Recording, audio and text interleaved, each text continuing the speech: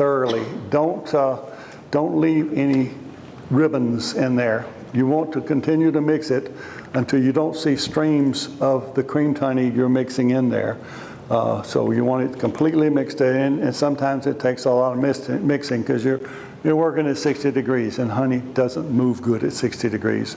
So just make sure all the ribbons are out of there and it's mixed up real good, and then you'll come up with a good thoroughly creamed honey. If you don't mix it well, then maybe sometimes right in the bottom of the glass there wasn't enough in there, and guess what? It's liquid. So make sure you got it mixed up thoroughly.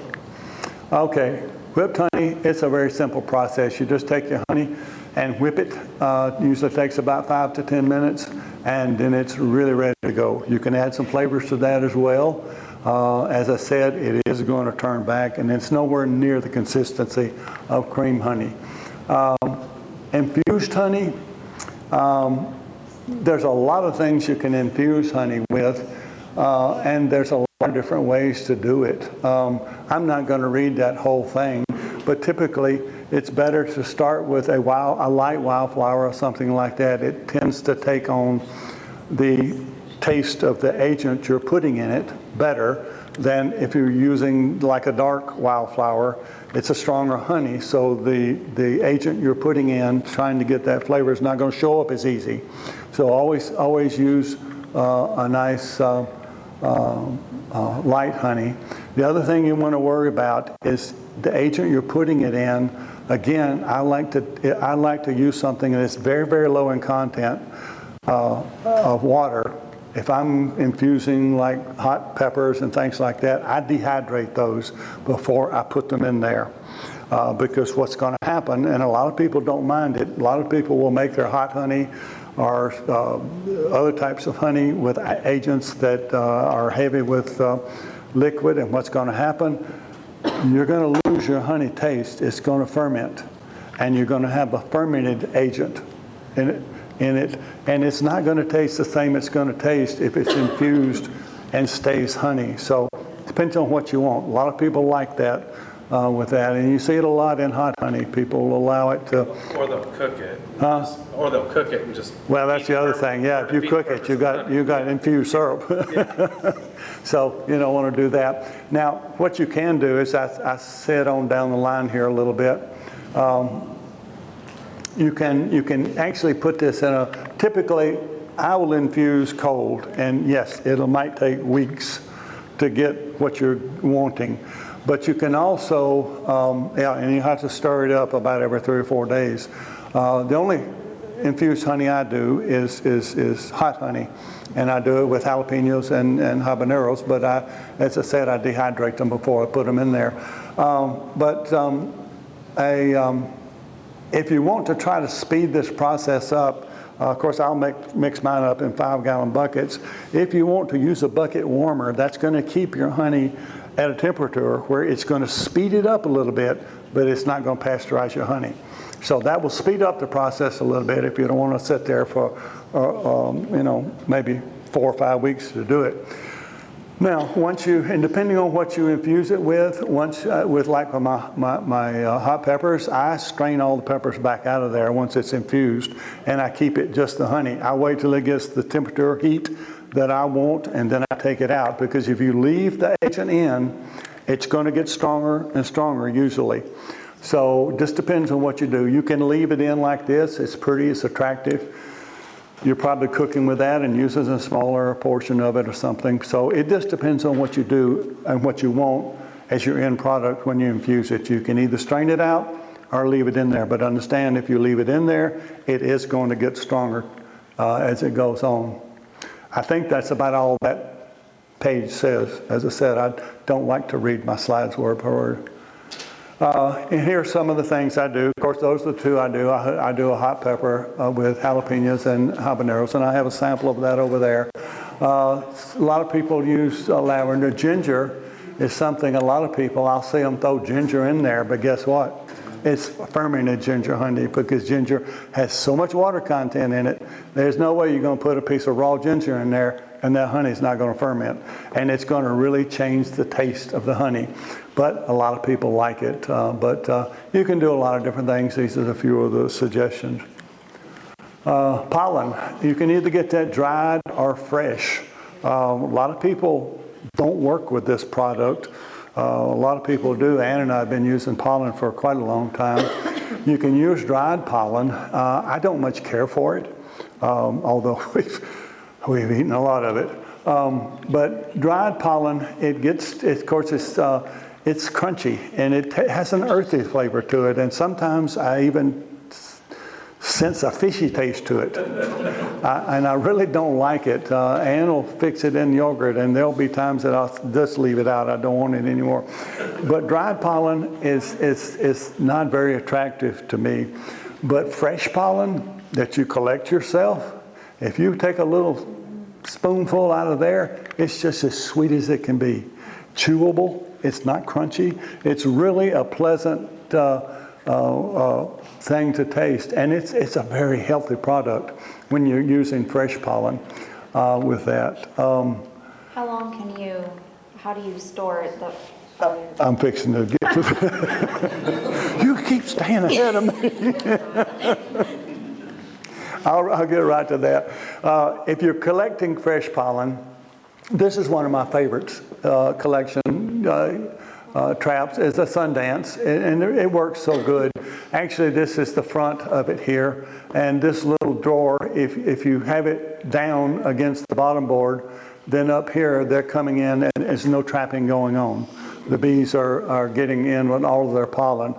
If I should unloosen this and lift and make this opening down here against the bottom board, then I'm going to trap with my trap with that. And with this Sundance, it's a good product, and it doesn't take 100% of their pollen. It takes about 50% of it. So they're still getting in with 50% of the pollen anyway. Bees bring more pollen in than, sometimes they load their frames down. So it's a good product to use, but I would not use it unless it's in the heavy pollen season, April, May, and June. And don't leave it open more than 2 weeks. And you want to shut it down and let them have their pollen for 2 weeks, or take this off of one hive and move it to another hive with that. Now, if you're collecting fresh pollen, you need to collect it daily. So you'll need to go, and as you can see, your little drawers in the back here. This is in the front, this is in the back. So you just go around to the back of the hive, open up your drawer. It has a screen bottom, and you empty that out. Yes, you need to empty that out daily. Fresh pollen is very, very moist. It will mold within 2 or 3 days.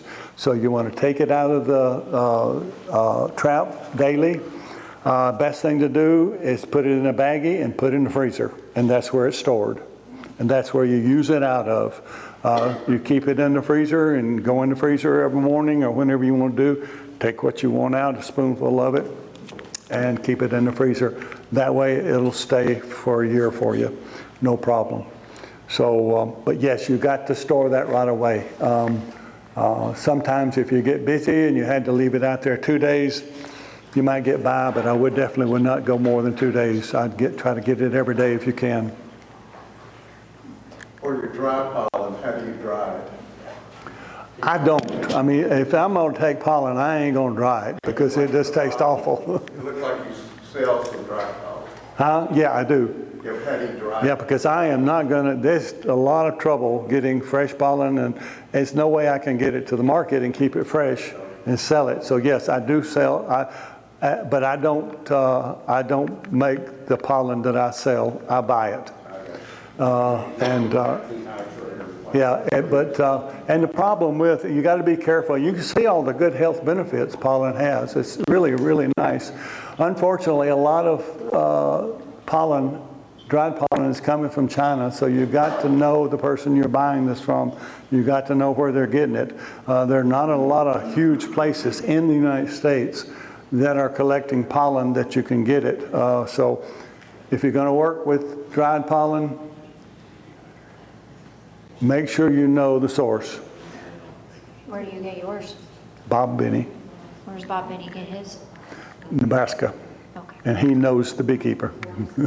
And when he told me that was good enough for me. If you collect fresh pollen, do you ever have a problem with hive beetles getting in it? I have not. But, you know, as I said, that beetles for me have not been very bad. I go to years and they're everywhere. And, but then some years I don't. But now I've never had a problem with that. Like last year was bad for me, but this year I haven't seen very many. No, I haven't either. I'm hoping this. Of course, I treated the ground real good this year too, and I hope that helps out a little bit. But just watch that, and that's another reason you want to pull it in, put it in the freezer, because even though they've got in there, if they laid some eggs, you put it in the freezer, you're going to kill them. Yep. And that's where it needs to stay. All right, trying to move on. Propolis. This is one of those things that we all hate, but it has some really good properties to it. You can make a tincture with it from this, and it has a lot of nice, great benefits to it. Here are some of them. Of course, it has great mouth and dental health problems. Have you ever had you take your bees to the dentist? Never. It's just great.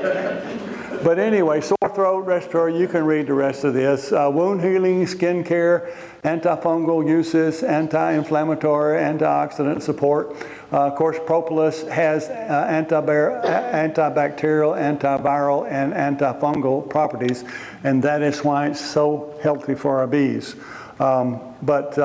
You definitely can take enough that they won't miss it, and this can be some real good benefit for you as well if you want to work with it. It's not all that difficult to make. For clean, workable raw propolis, the best thing to do is freeze it first and then crush it some way, either with a hammer, or if you want a dedicated food processor or coffee grinder, I definitely wouldn't use that again after chewing up some propolis. But anyway, that's the best way to get it, and then you can clean the chunks out. You want to mix it with some Everclear, 1 part propolis to 5 to 10 parts alcohol. Let it sit for 1 to 3 weeks, shaking it daily, strain through a coffee filter. For it thicker, more propolis, it'll be smoother, then finer grind, and a longer soak. Now, if you want like a soft, spreadable texture, you will start with the tincture that you've already made, or you can gently warm some raw propolis and add beeswax for firmness, oil. The basic ratio is 1 part propolis, 2 to 4 parts oil, 1 part beeswax. You want to gently heat this in a double boiler, stir and cool. More beeswax makes it firmer balm. More oil, it's going to be softer and creamier. If I were you, I would best to get your propolis from the inner covers and the top bars. That's going to be your cleanest source. You definitely don't want to get it off of the bottom boards where there is a lot, but it's going to be quite contaminated down there. Next one's lotion bars and lip balms. They're very similar in their process. This is the one that I use as far as making my, I start off making my lip balms. You're welcome to take a screenshot of that if you want to. This, after I do this, and I get, you know, the beeswax is, of course, my wax that I get from all these other products I get from Bulk Apothecary. They're a very easy company to work with online. They're very family oriented. You can buy as little as 2 ounces or a 55-gallon drum of their products. So any way you need to work with it, they will work with you with that. And of course, I like to, as far as my scents that I put in there, I like to use essential oils. It's just nicer and healthier. But first, I'll make this up and I'll make a large batch of it. Yes, I won't use it all for lip balm, but I'll use this and make as much lip balm as I want to do. What I'll do after that, I'll use these jigs. They hold 50, and of course I'll just start pouring it in here after I put the scent in that I want. Doesn't matter if you overfill, because this is sort of a flat surface that holds it. They give you a little scrape that you can scrape the extra up, melt it again, and put it back in if you want to. So that works really good. And of course, if you're going to do this for giving away or selling other than yourself, it's there's a lot of different containers you can put it in. But if you're going to give it to a friend or sell it, it's best to use a shrink wrap. And that way the people know it's safe and hasn't been used when you're giving it to them. You're not giving them a second-hand one there or something. But anyway, that works really good. Now, the next thing down the line for me, once I've got the lip balm that I want to get, I do lotion bars. And of course, you can use a lot of different molds if you want, or you can just make some little square ones. So these are those little mini muffin tins. You can make them a lot of different ways. And what I do different, I take what I've already got and I try to mix up a ratio where this last 1/3 is got sweet almond oil, 2/3 of that 1/3, and 1/3 of that 1/3 is pure golden jojoba oil. So that makes it a little richer to make the lotion bar. Everything else is pretty much the same with that. I just take my big mixture I got and I start adding this till it pretty much, I'm sort of like, I'm not making accurate measurements here. I'm getting it to the consistency that I recognize, so you'll have to just deal with that. Once I do that, and I'm gonna, I actually will go 2 other steps with this formula here. After, excuse me, after I get my lotion bars, I mix up what I call Be Smooth. And it's with a lotion bar, you got to hold it in your hand and get off what you want and then put it where you want it, and it's just all over your hands. What I'll also do is I'll take this formula and I'll add a lot more golden jojoba oil to it and I'll just keep testing it until it's to I guess a hardness to where when I push it down, I can push it and my finger will go into it. Then it's a little softer, and what I'll do is take that, I call it Be Smooth, it's a lotion, and then I put that in a jar and use it. It's a lot better than just using the lotion bar if you want to just take some out and put it in different areas. You don't have to have it all over your hand. So I do that, and Back here. yes. Do you have any problems keeping your honey from separating when you make your lotion bars? Yeah, you will have, and you have to have it almost to a point that, and that's why I like to use my cappings wax, which I feel like is infused with honey already. Yes, if you don't want the honey to separate, you have to almost have it to the, I don't want to say the hardened stage, but it's thickening a little bit, and that's the only way you can get the honey to stay in it if you're doing it like that.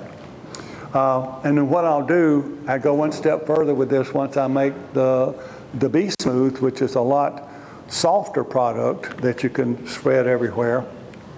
I'll add an awful lot of more of the almond oil, and I'll put a few more oils in there like sunflower oil and things like that.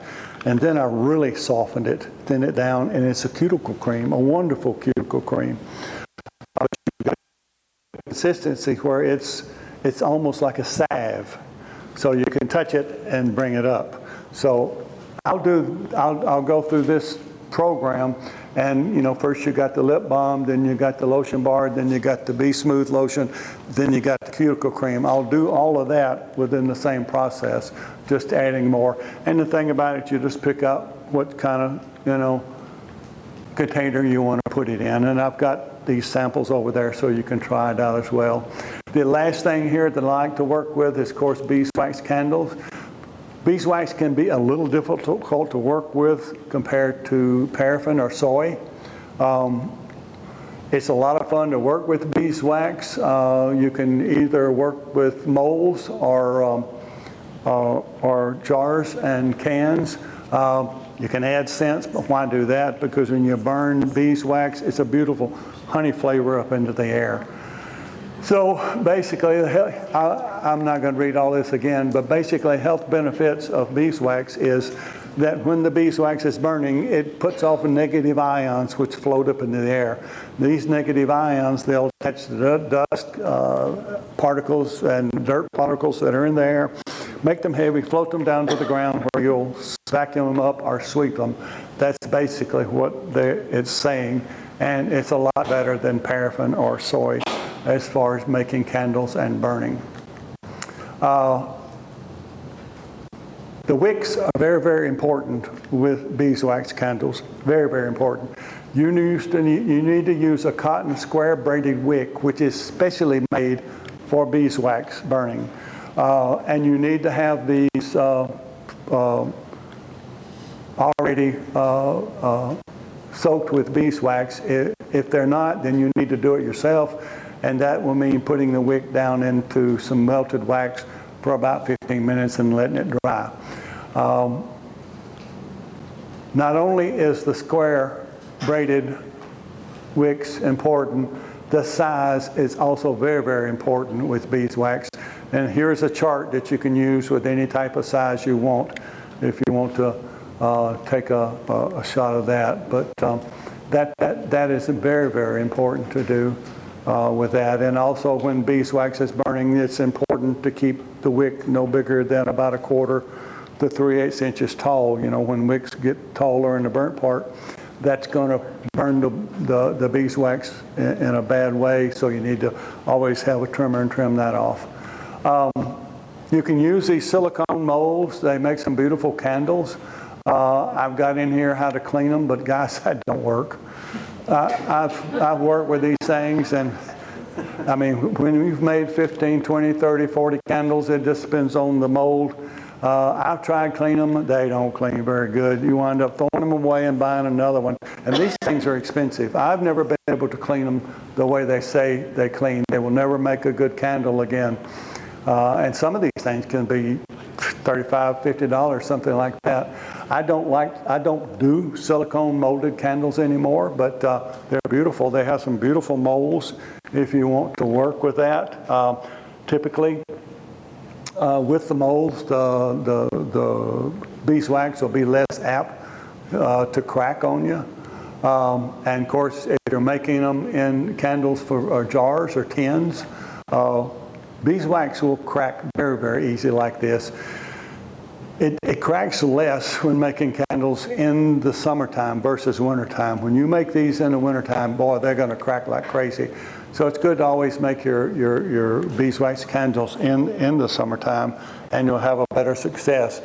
What I like to do when I make my pours in the jars and tins, at least 3 or 4 pours. The first time I'll just seat the wick in the bottom with a little wax, and then I'll pour about 1/4 inch, and then maybe a little more, and maybe another 1/4 inch, and I'll keep doing that until I have the last 1/4 inch to be filled, and then I'll pour it no thicker than that, and that way I don't get this cracking. Because if you pour the whole can or the whole jar, it's going to crack, I guarantee you, with that. And if you do it like that. With tins, and that's the only thing I do anymore is tins, you cannot see these layers. But if you're using a crystal clear jar, you can see the layers there, and that's not very pretty. You'll have to use a frosted jar or a painted jar or something like that, or go to tins like I've done. Once you use the tins, then you don't see that anymore. And these are the tins that I use. They're very easy to pour, and I pour them in usually those tins. It takes about 4 pours, and I've got them ready to go. These are my favorite type of braided wicks to use. You can buy these in just about every size there is. You can either buy them from Premium Craft at this address, or you can go online at Amazon. You can get this pack of 50 for about $7 or $8. These are 8 inches long, and then these tins, I get about 4 tins out of a 8-inch candle. What I'll do is cut it off, and I'll buy these little braids and slide it down in braid, clamp it on. There you go. You're ready to go again. These are about the best wicks you can get for candles for beeswax, and that's it.